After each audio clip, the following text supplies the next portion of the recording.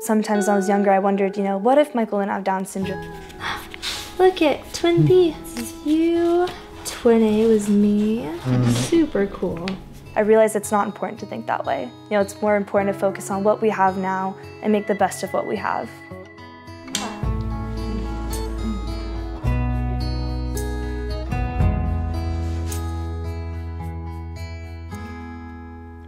Okay, ready?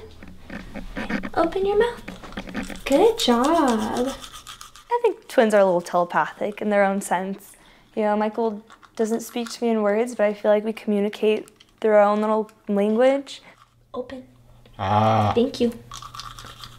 So about 40 to 60% of children that are born with Down syndrome end up having heart disorder. So when Michael was about 4 to 5 months old, he ended up having open heart surgery. So because of that, it's really important that we brush his teeth very well. And sometimes I do let him brush his teeth too, but even afterwards, we still have to go back and brush it just to make sure everything's taken care of really well. All right, ready? Can you brush your teeth? Show me how you brush your teeth. Nope, okay. That's okay too. I never really questioned why Michael was different. I just simply understood. He didn't talk like other kids. We didn't get to go play video games like some other kids did growing up. Yeah? We gotta rinse your eyes. Come here. Come here. We would still play out in the yard all the time and go swimming together. So it was still really fun. It was a bit different, but it was a lot more genuine. And even though he's nonverbal, he still expresses love better than anyone else that I know. Who's my handsome little guy? Look at you, you're so handsome. Who's that? Good job. Are you ready to take on the day now? Yeah? Good job. Mwah.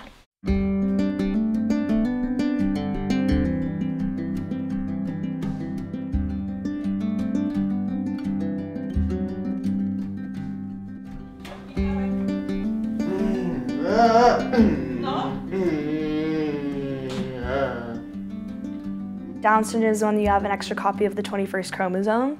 So for some people, it can lead to heart defects or hypotonia, which means you have low muscle tone. That can lead to delayed walking, a difficult time eating, and some other autoimmune diseases.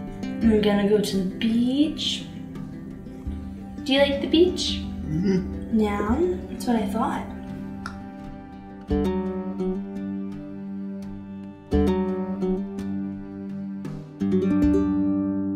I was 40 years old, and I know that if you are old, possibility of having child with Down syndrome is rising, but it was my choice.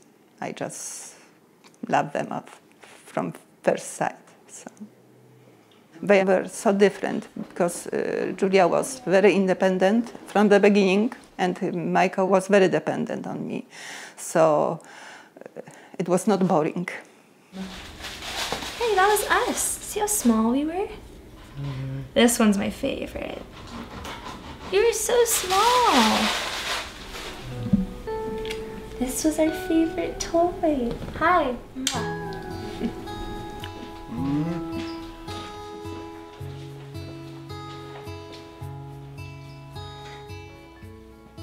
He doesn't have very strong fine motor skills, so he doesn't really communicate with his hands. I kind of look at his facial reactions the most, and he also understands if you're happy or you're sad.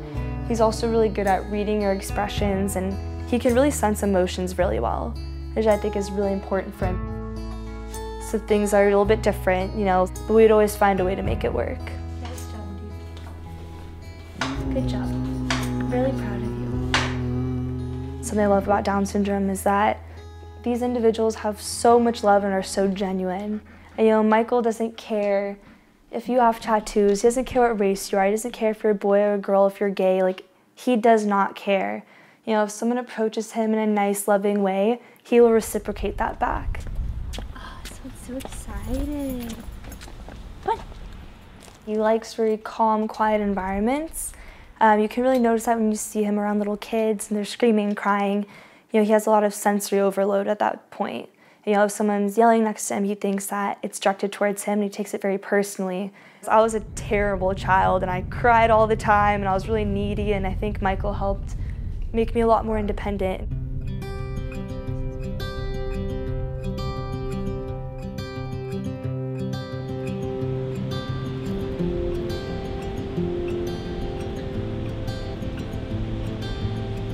So I'm a general biology major at UC San Diego. I'm finishing up this year. I've just been so drawn to medicine, and especially through Michael. You know, he has had a lot of health issues throughout the past. He's had a few surgeries. When I first started going to school, he had a really hard time adjusting to that. You know, he would come and visit with my mom every weekend, and he wouldn't talk to me or look at me at all the first like 15 minutes we were together, and then we would take him to the ocean, and he's so mesmerized by the waves. And I think it's just very calming for him because it's a very repetitive motion. There's a lot of white noise. It's very beautiful out there. You know, if there was one thing I could change about Michael, it would be to find a better way to communicate with him. And it's not about curing Down syndrome, it's about finding ways to help people with Down syndrome live more fulfilled, independent lives. And something I've grown to realize is, you know, I've asked myself growing up is, why do we need the Down syndrome population? Why are persons with Down syndrome so important? And it's the genuine kindness that stems from them. You know, it is difficult to raise twins, to raise a child with Down syndrome, but I am so happy that I have Michael. Watching him growing, it was very, very inspiring. So I don't think so I lost something, I just gained.